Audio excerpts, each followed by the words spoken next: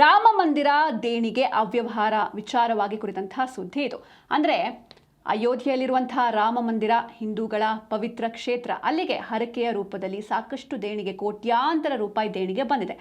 ಆದರೆ ಈ ದೇಣಿಗೆಯನ್ನ ಮಿಸ್ಯೂಸ್ ಮಾಡ್ಕೊಂಡಿದ್ದಾರೆ, ಇದರಲ್ಲಿ ಅವ್ಯವಹಾರ ನಡೆದಿದೆ ಎನ್ನುವಂಥ ಆರೋಪ ಕೇಳಿ ಬರ್ತಾ ಇದೆ. ಈ ಬಗ್ಗೆ ಅಂದರೆ ಎಷ್ಟು ಆದಾಯ ಬಂದಿತ್ತು ಇಲ್ಲಿವರೆಗೂ, ಯಾವ ರೀತಿ ನೀವು ಅದನ್ನು ಖರ್ಚು ಮಾಡಿದ್ದೀರಾ, ದೇವಸ್ಥಾನದ ಉದ್ಧಾರಕ್ಕಾಗಿ, ಜೀರ್ಣೋದ್ಧಾರಕ್ಕಾಗಿ ಏನೆಲ್ಲ ಖರ್ಚು ಮಾಡಿದ್ದೀರಾ, ವಾಪಸ್ ಅದನ್ನು ತೆಗೆದು ದೇವಸ್ಥಾನಕ್ಕೆ ಹಾಕಿದ್ದೀರಾ ಅಥವಾ ಯಾವ ರೀತಿ ಪರ್ಸ್ನಲ್ ಆಗಿ ಅದನ್ನು ಯೂಸ್ ಮಾಡ್ಕೊಂಡಿದ್ದೀರಾ? ಯಾಕಂದರೆ ಆ ಆರೋಪ ಬರ್ತಾ ಇರುವಂಥ ಹಿನ್ನೆಲೆಯಲ್ಲಿ ಒಂದು ರಿಪೋರ್ಟ್ ಕೊಡಿ ಅಂತ ಪ್ರಧಾನಿ ಕಚೇರಿ ಒಂದು ಸೂಚನೆಯನ್ನು ನೀಡಿತ್ತು. ಆದರೆ ಪ್ರಧಾನಿ ಕಚೇರಿಯಿಂದ ಬಂದಂತಹ ಸೂಚನೆಯನ್ನೇ ಶ್ರೀರಾಮ ಜನ್ಮಭೂಮಿ ತೀರ್ಥ ಕ್ಷೇತ್ರ ಟ್ರಸ್ಟ್ ಏನಿದೆ ಅದು ರಿಜೆಕ್ಟ್ ಮಾಡಿದೆ. ಹೇಳ್ತಾ ಇರುವಂಥ ಕಾರಣ ಏನು? SIT ತನಿಖೆ ನಡೀತಾ ಇದೆ.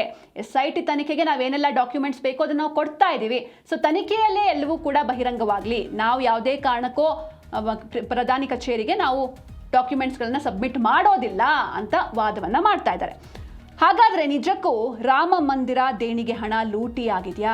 ಏನಿದು ಆರೋಪ? ನೋಡ್ತಾ ಹೋಗೋಣ.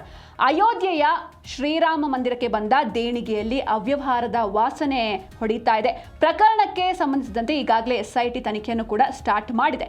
ಭಕ್ತರಿಂದ ಕಾಣಿಕೆಯಾಗಿ ಬಂದಂತಹ ಕೋಟ್ಯಾಂತರ ಮೌಲ್ಯದ ದೇಣಿಗೆ ಲೂಟಿ ಮಾಡಲಾಗಿದೆ ಎನ್ನುವಂಥ ಆರೋಪ ಇದು. ಹೀಗಾಗಿ ಟ್ರಸ್ಟ್ನ ಹಣಕಾಸು ಡಾಕ್ಯುಮೆಂಟ್ಸ್ ಏನಿದೆ, ಎಷ್ಟು ಆದಾಯ ಬಂದಿತ್ತು, ಎಷ್ಟು ಖರ್ಚು ಮಾಡಿದಿರಾ, ಎಲ್ಲವನ್ನೂ ಕೂಡ ಬಹಿರಂಗಪಡಿಸಿ ಅಂತ ಒಂದು ಪತ್ರವನ್ನು ಪ್ರಧಾನಿ ಕಚೇರಿ ಬರೆದಿದೆ. ಪ್ರಧಾನಮಂತ್ರಿ ಕಚೇರಿಗೆ ಪತ್ರವನ್ನು ಬರೆದಿದ್ರು BJP ನಾಯಕ ರಜನೀಶ್ ಸಿಂಗ್. ಹೀಗಾಗಿ ಮತ್ತೆ PMO ಏನಿದೆ ಅಲ್ಲಿಂದ ಟ್ರಸ್ಟ್ಗೆ, ಶ್ರೀರಾಮ ಜನ್ಮಭೂಮಿ ತೀರ್ಥಕ್ಷೇತ್ರ ಟ್ರಸ್ಟ್ಗೆ ಲೆಟರ್ನ ಕಳಿಸಿದ್ರು. ಆದರೆ ನಾವು ಯಾವುದೇ ಕಾರಣಕ್ಕೂ ಡಾಕ್ಯುಮೆಂಟ್ಸ್ನ ಕೊಡೋದಿಲ್ಲ ಅಂತ ಖಡಾಖಂಡಿತವಾಗಿ ಟ್ರಸ್ಟ್ ರಿಜೆಕ್ಟ್ ಮಾಡಿದೆ.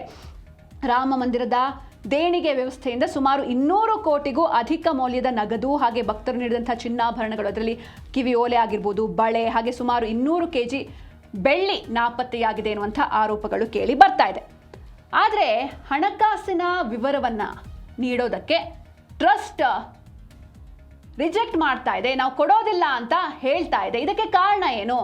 ಯಾವ ಕಾರಣಗಳನ್ನು ಕೊಟ್ಟು ಈ ರೀತಿ ಹೇಳ್ತಾ ಇದೆ? ಸ್ವತಃ PMO ಕಡೆಯಿಂದ ಬಂದರೂ ಕೂಡ, ಲೆಟರ್ ಬಂದರೂ ಕೂಡ ಕೊಡೋದಕ್ಕೆ ರೆಡಿ ಇಲ್ಲ. ಟ್ರಸ್ಟ್ನ ಹಣಕಾಸು ವ್ಯವಹಾರಗಳು ಹಾಗೆ ದೇಣಿಗೆ ಜೊತೆಗೆ ವೆಚ್ಚದ ವಿವರಗಳನ್ನು ನೀಡಲ್ಲ ಅಂತ ಟ್ರಸ್ಟ್ ಹೇಳ್ತಾ ಇದೆ. ಪ್ರಧಾನಿ ಕಚೇರಿ ನೀಡಿದ ಸೂಚನೆಗೆ ಶ್ರೀರಾಮ ಜನ್ಮಭೂಮಿ ತೀರ್ಥಕ್ಷೇತ್ರ ಟ್ರಸ್ಟ್ ನಿರಾಕರಿಸ್ತಾ ಇದೆ. ಟ್ರಸ್ಟ್ನ ಹಣಕಾಸು ವಿವರಗಳನ್ನು ನೇರವಾಗಿ ಪ್ರಧಾನಿ ಕಚೇರಿಗೆ ನಾವು ಕಳಿಸೋದಿಲ್ಲ. ನಮ್ಮದು ಸ್ವತಂತ್ರ ಧಾರ್ಮಿಕ ಟ್ರಸ್ಟ್, ಇದು ಕಾರ್ಯ ಚಟುವಟಿಕೆಗಳು ಟ್ರಸ್ಟ್ ಡೀಡ್ ಅಥವಾ ಕಾನೂನುಗಳ ಪ್ರಕಾರ ನಡೆಯುತ್ತೆ. ನೀವು ಕಾನೂನು ಮುಖಾಂತರ ಬಂದರೆ ಮಾತ್ರ ನಾವು ನಿಮಗೆ ಸಬ್ಮಿಟ್ ಮಾಡ್ತೀವಿ. ಸುಮ್ಮನೆ ಪ್ರಧಾನಿ ಕಚೇರಿಯಿಂದ ಲೆಟರ್ ಬಂತು ಅಂತ ಹೇಳಿದ ತಕ್ಷಣ ನಾವು ಸಬ್ಮಿಟ್ ಮಾಡೋದಕ್ಕೆ ಸಾಧ್ಯ ಇಲ್ಲ. ಕಾನೂನಿನ ಥ್ರೂ ಬಂದರೆ ಮಾತ್ರ ಸಬ್ಮಿಟ್ ಮಾಡ್ತೀವಿ ಅನ್ನೋದು ಇವರ ವಾದ. ಟ್ರಸ್ಟ್ ತನ್ನ ಲೆಕ್ಕಪತ್ರಗಳಿಗೆ ನಿಯಮಿತ ಆಡಿಟ್ ನಡೆಯುತ್ತೆ. ಅಗತ್ಯ ಇದ್ರೆ ಸಂಬಂಧಿತ ಕಾನೂನುಬದ್ಧ ಸಂಸ್ಥೆಗಳಿಗೆ ನಾವು ಮಾಹಿತಿಯನ್ನು ನೀಡ್ತೀವಿ. ಈಗ SIT ತನಿಖೆ ನಡೀತಾ ಇದೆ, ಹೀಗಾಗಿ ನಾವು SIT ಅವರಿಗೆ ಮಾಹಿತಿಯನ್ನು ನೀಡ್ತೇವೆ ಹೊರತು ಹೊರಗಡೆ ಅವರಿಗೆ ನಾವು ಯಾವುದೇ ಕಾರಣಕ್ಕೂ ಮಾಹಿತಿಯನ್ನು ನೀಡಲ್ಲ. ಅಂಟಿಲ್ ಆ್ಯಂಡ್ ಅನ್ಲೆಸ್ ನೀವು ಕಾನೂನು ಥ್ರೂ ಬಂದರೆ ಮಾತ್ರ ನಾವು ಮಾಹಿತಿಯನ್ನು ನೀಡ್ತೀವಿ ಅಂತ ಹೇಳ್ತಾ ಇದ್ದಾರೆ. ಹಾಗಾದರೆ ಮೊದಲನೇದಾಗಿ ಈ ಟ್ರಸ್ಟ್ ಈ ರೀತಿ ಹೇಳೋದಕ್ಕೆ ಕಾರಣ ಏನು? ಟ್ರಸ್ಟ್ ನೀಡಿರುವಂಥ ಪ್ರಮುಖ ಕಾರಣಗಳೇನು ಅಂತ ನೋಡ್ತಾ ಹೋಗೋದಾದರೆ, ಇದು ಅಯೋಧ್ಯೆ ರಾಮ ಮಂದಿರ ಟ್ರಸ್ಟ್ ಏನಿದೆ, ಆ ಟ್ರಸ್ಟು ಸ್ವಾಯತ್ತ ಧಾರ್ಮಿಕ ಸಂಸ್ಥೆ ಇದು. ಹೀಗಾಗಿ ಕಾನೂನು ಥ್ರೂ ಅಲ್ಲೇ ಎಲ್ಲವೂ ನಡಿಬೇಕು ಅಂತ ಅವರ ವಾದ. PMOಗೆ ನೇರವಾಗಿ ಹಣಕಾಸು ವರದಿ ಸಲ್ಲಿಸುವಂಥ ಕಾನೂನುಬದ್ಧ ಬಾಧ್ಯತೆ ಇಲ್ಲ ಅಂತ ಹೇಳ್ತಾ ಇದ್ದಾರೆ. ಹಾಗೆ ವಾರ್ಷಿಕ ಲೆಕ್ಕಪತ್ರಗಳಿಗೆ ಆಡಿಟ್ ನಡೆಯುತ್ತೆ. ವಾರ್ಷಿಕವಾಗಿ 1 ವರ್ಷ ಏನೆಲ್ಲ ವ್ಯವಹಾರ ಆಗಿದೆ ಎಲ್ಲವೂ ಕೂಡ ಆಡಿಟ್ ಆಗುತ್ತೆ. ಕಾನೂನಿನ ಪ್ರಕಾರ ಅಧಿಕಾರ ಹೊಂದಿರುವಂತಹ ಸಂಸ್ಥೆ ಏನಾದರೂ ಕೇಳಿದರೆ ನಾವು ಖಂಡಿತವಾಗಿಯೂ ದಾಖಲೆಗಳನ್ನು ನೀಡ್ತೀವಿ.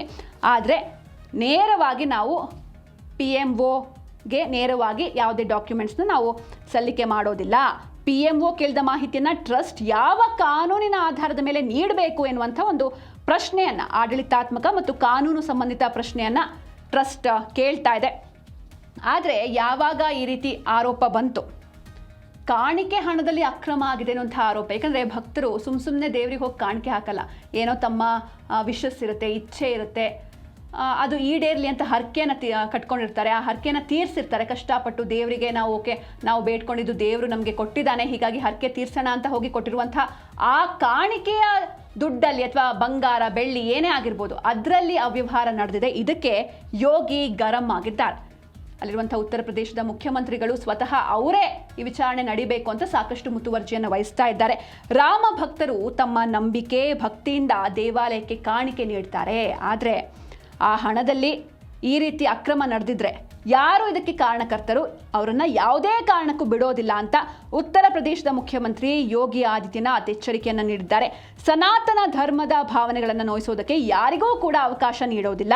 ತಪ್ಪಿತಸ್ಥರು ಯಾರೇ ಆಗಿದ್ರೂ ಕೂಡ ಕಾನೂನಿನ ಪ್ರಕಾರ ಕ್ರಮವನ್ನು ಕೈಗೊಳ್ಳಲಾಗುತ್ತೆ. ವಿಶೇಷ ತನಿಖಾ ತಂಡವನ್ನು ರಚಿಸಿ ಈಗಾಗಲೇ 8 ಮಂದಿಯನ್ನು ಬಂಧಿಸಿ ತನಿಖೆ ಕೂಡ ಭರದಿಂದ ಸಾಗ್ತಾ ಇದೆ. ಯಾವುದೇ ಕಾರಣಕ್ಕೂ ತಪ್ಪಿತಸ್ಥರು ಇದರಿಂದ ತಪ್ಪಿಸಿಕೊಳ್ಳೋದಕ್ಕೆ ಸಾಧ್ಯನೇ ಇಲ್ಲ ಅಂತ ಹೇಳಿದ್ದಾರೆ. ಅಂದರೆ ಅಲ್ಲಿ ಯಾರೆಲ್ಲ ಈ ಲೆಕ್ಕ ಮಾಡ್ತಾ ಇದ್ರು, ಇದು ದುಡ್ಡು ಕಾಣಿಕೆ ಅಥವಾ ಎಷ್ಟು ಒಡವೆ ಬಂದಿದೆ ಅಂತ ಯಾರೆಲ್ಲ ಚೆಕ್ ಮಾಡ್ತಾ ಇದ್ರು, ಆ ಸಿಬ್ಬಂದಿಗಳನ್ನು ಆಲ್ರೆಡಿ ಅರೆಸ್ಟ್ ಮಾಡಲಾಗಿದೆ. ವಿಚಾರಣೆ ಕೂಡ ನಡೀತಾ ಇದೆ.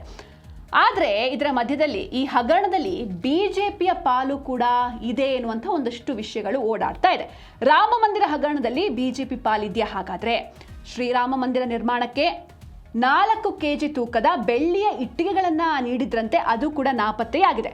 ಅಯೋಧ್ಯೆಯ ಶ್ರೀರಾಮ ಮಂದಿರ ನಿರ್ಮಾಣಕ್ಕಾಗಿ ತಮ್ಮ ಪಕ್ಷದ ವತಿಯಿಂದ ದೇಣಿಗೆಯಾಗಿ ನೀಡಲಾಗಿದ್ದಂತಹ 4 kg ತೂಕದ ಬೆಳ್ಳಿಯ ಇಟ್ಟಿಗೆಯು ನಾಪತ್ತೆಯಾಗಿದೆ ಅಂತ ಶಿವಸೇನೆ UBT ಸಂಸದ ಸಂಜಯ್ ರಾವುತ್ ಒಂದು ಗಂಭೀರ ಆರೋಪವನ್ನು ಮಾಡಿದ್ದಾರೆ. ದೇವಸ್ಥಾನಕ್ಕೆ ಬಂದಿರುವಂತಹ ದೇಣಿಗೆಯಲ್ಲಿ ಭಾರೀ ಪ್ರಮಾಣದ ಹಣ ದುರುಪಯೋಗ ಆಗಿದೆ ಅಂತ ಆರೋಪ. ಈಗಾಗಲೇ ತನಿಖೆ ನಡೀತಾ ಇರುವಂತಹ ಬೆನ್ನಲ್ಲೇ ಸಂಜಯ್ ರಾವುತ್ ಈ ಒಂದು ಆರೋಪವನ್ನು ಮಾಡಿದ್ದು. ಈ ಕುರಿತು ಶ್ರೀರಾಮ ಜನ್ಮ ಭೂಮಿ ತೀರ್ಥ ಕ್ಷೇತ್ರ ಟ್ರಸ್ಟ್ನಿಂದ ಸೂಕ್ತ ಜವಾಬ್ದಾರಿ ಹಾಗೆ ಸಮಗ್ರ ತನಿಖೆ ಆಗಬೇಕು ಎನ್ನುವಂಥ ಒತ್ತಾಯ ಕೇಳಿ ಬರ್ತಾ ಇದೆ. ಒಂದು ಪೋಸ್ಟನ್ನು ಕೂಡ ಅವರು ಎಕ್ಸ್ನಲ್ಲಿ ಹಂಚಿಕೊಂಡಿದ್ದಾರೆ.